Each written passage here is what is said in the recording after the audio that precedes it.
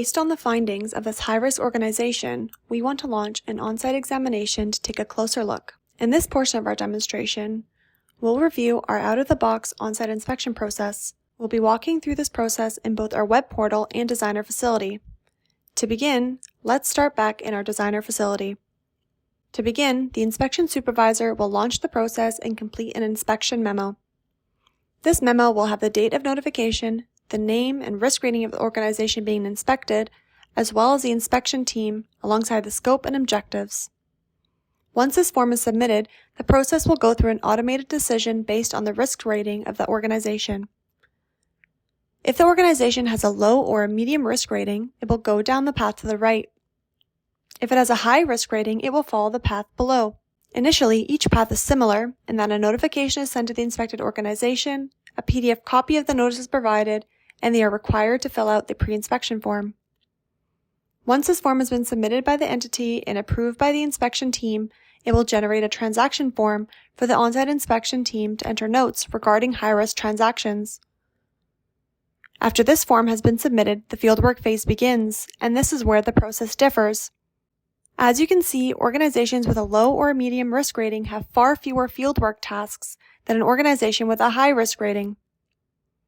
After the fieldwork is complete, we'll move into the reporting phase, where the inspection team will complete the inspection findings report and the requirements and recommendations documents. When both of these are submitted, we'll move into the follow-up phase of the process, where an inspection report is generated, which is a PDF bundle of the documents in the reporting phase for both parties to review before an exit meeting is scheduled and prior to marking the inspection as complete. Now that we've described the process in our designer facility, we will go through this process within our web portal.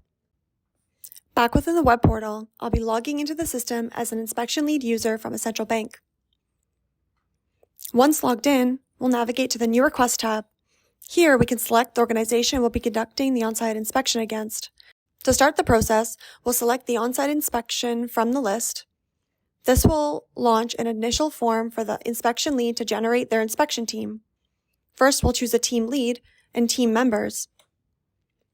After building the team, we'll click on Start, which will launch the inspection memo form. As the form opens, we'll begin by adding the date of notification. Below, we can see the organization being inspected and their risk rating. In addition, we can see the team that we selected. Below, we'll insert the scope and objectives for this inspection. After this form is completed, we will then validate and submit the form. Returning to the portal, we can see additional tasks that have been generated, such as the notice of inspection and the pre-inspection form. However, there are no tasks for our user to act on now. So next, we'll log in as a user from the inspected organization and submit the pre-inspection form. Once we log in, we can see that the user has received a notification that an on-site examination has been launched against the organization, and they must complete the pre-inspection form. We'll now navigate to the In Progress Request tab to review the form. Here we can see the on-site inspection that was launched and the form that we are required to fill out. In this form, we capture the organization's information, the primary contact information, as well as various tables below to enter information on key officers, directors, or shareholders that may be relevant to the on-site examination. After the relevant details have been added, we'll proceed to validate. As you can see, we are unable to submit the form due to a missing attachment. Here, we'll include the attachment and validate once again. Now you can see that the Submit button is enabled and we can proceed to submit. Returning to the portal, we can see that there are no more tasks for this user to act on. Back in the system, as an inspection lead, we'll navigate to the In Progress Request tab. Now we can see that the pre-inspection form is actionable by our user. We'll click to review it, and if there are no amendments to be made, we can proceed to approve the form. Once we return to the portal, we can see the next task in the process, which is to complete a transaction collection form. Once I open up the form, we can see that it has been pre-populated with a subset of data that has been collected from the regulated entity. In this case, there's also a column at the beginning of each row for an analyst to add comments for any transactions that raise suspicion or have had additional investigations completed. As an analyst, I'll include my examination notes on some high-risk transactions. First, there has been a virtual currency transaction of over $50,000 within a 24-hour period, and we've confirmed that we've conducted an audit trail. Next is an email transfer of over $100,000, and the amount is 250% over the 90-day average. We suspect that this is a fraudulent transaction. The next is a large real estate transaction with a 7-day average over 800% of the 90-day average for this customer. However, we've confirmed that this is a valid transaction. The next is a large personal transaction where the 7-day average is over 1,200% of their 90-day average. We suspect that this is a fraudulent transaction. Finally, there's been a significant transfer of domestic currency within a 24-hour period. However, we've confirmed that this is a valid transaction. I'll now proceed to validate and submit. Once we return to the portal, we can see all of the fieldwork tasks that have been generated for this organization.